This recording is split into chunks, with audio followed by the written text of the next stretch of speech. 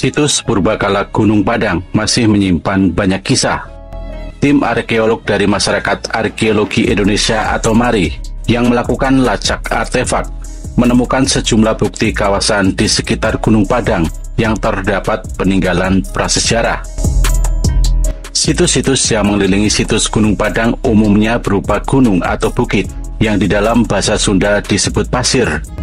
Peninggalan yang diperoleh di bukit-bukit tersebut antara lain berupa struktur batu seperti kursi batu, kemudian batu tegak atau menhir, dan juga bangunan berundak-undak atau lazim disebut punden berundak, ungkap Ketua MARI Ali Akbar.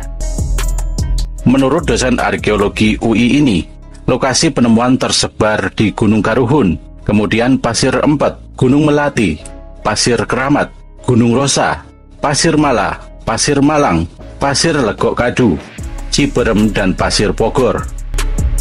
MARI memberi rekomendasi kepada pemerintah daerah untuk terus melakukan perlindungan terhadap kawasan Gunung Padang agar tetap lestari.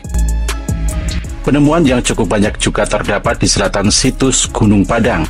Terdapat indikasi temuan-temuan tersebut mengarah ke selatan dan bercorak budaya maritim. Mengingat jarak situs Gunung Padang dengan laut hanya sekitar 66 km. Oleh karena itu, ke depan akan dilaksanakan penelitian dari situs Gunung Padang sampai ke pantai selatan.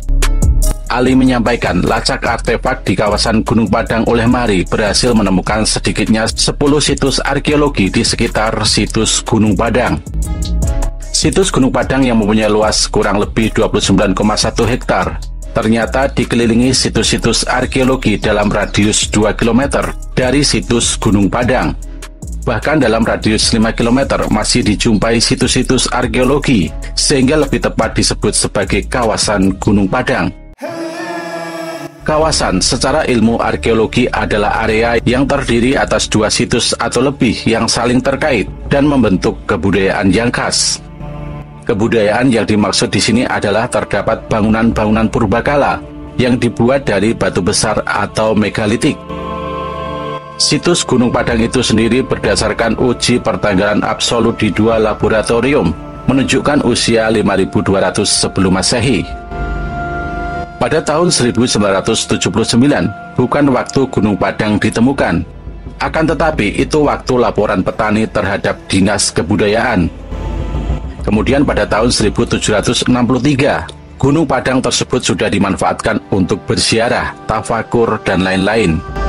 Berlanjut, dongeng Gunung Padang pada tahun 1763 diturunkan secara turun-temurun.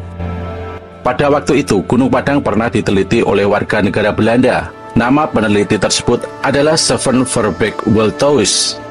Dan setelah itu juga pernah diteliti arkeolog Belanda pada tahun 1914, yaitu oleh Nicolaas Johannes Krom, dan terjadi konflik di antara ilmuwan. Ada yang mengatakan tempat tersebut dimaksudkan untuk istana Prabu Siliwangi, dan ada juga yang mengatakan untuk pangkalan antariksa. Kalau analisa, setiap orang boleh berpendapat apa saja dengan alasannya masing-masing. Tapi yang jelas, bangunan tersebut secara geologi berdiri di antara 3 patahan, ada Cimandiri atau Megatrus. Dan sebetulnya hal itu juga rentan di sebuah titik pertemuan patahan. Jadi kalau memang Gunung Padang ini tersusun rapi, dan tiba-tiba ada suatu gerakan tektonik ataupun vulkanik di bawah, maka kemungkinan ini akan runtuh. Lalu mungkin dicoba disusun lagi atau bisa juga ini sebuah alat deteksi bencana. Jadi banyak sekali yang berpendapat seperti itu. Tapi kalau kita bicara folklore, tempat-tempat yang sifatnya produk kebudayaan, maka istilah dari Prabu Siliwangi itu pasti tersebutkan. Yang dimaksud tersebutkan itu, maksudnya pernah dikunjungi atau disebut patilasan saking rasa memilikinya masyarakat Sunda terhadap sosok beliau. Faktanya benar atau tidaknya itu memang masih pembuktian, karena kalau cerita lokalnya selalu dikaitkan bahwa Gunung Padang ini tempat persinggahan Eyang Prabu Siliwangi. Akan tetapi, kalau menurut hasil kajian secara akademis, ternyata karbon jatinya itu sudah dibangun antara 4.700 sampai 7.000 tahun sebelum Masehi, jauh sebelum zamannya Prabu Siliwangi. Apapun tepatnya, kalau ada di ketinggian itu suka disebut Sundapura atau Sukapura. Tapi poinnya adalah tempat suci, yang artinya tempat itu adalah tempat sucinya orang Sunda.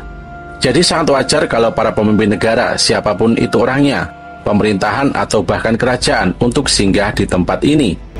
Karena mereka menganggap bahwa itu adalah tempat suci. Jadi kalau pernah disinggahi Prabu Siliwangi, maka kemungkinan hal itu sangat besar. Perlu kita pahami apa yang dimaksud sejarah dan prasejarah. Yang dimaksud sejarah itu adalah berdasarkan catatan yang ada baru kita sebut sejarah. Sementara yang belum ada catatan atau belum kita sebut yaitu prasejarah. Apabila dibaca dari literasi Gunung Padang tersebut mempunyai 5 lantai. Akan tetapi kalau dari pemahaman spiritual, lantai yang tertingginya itu adalah dianggap tempat yang paling mulia untuk langsung terhubung kepada Tuhan.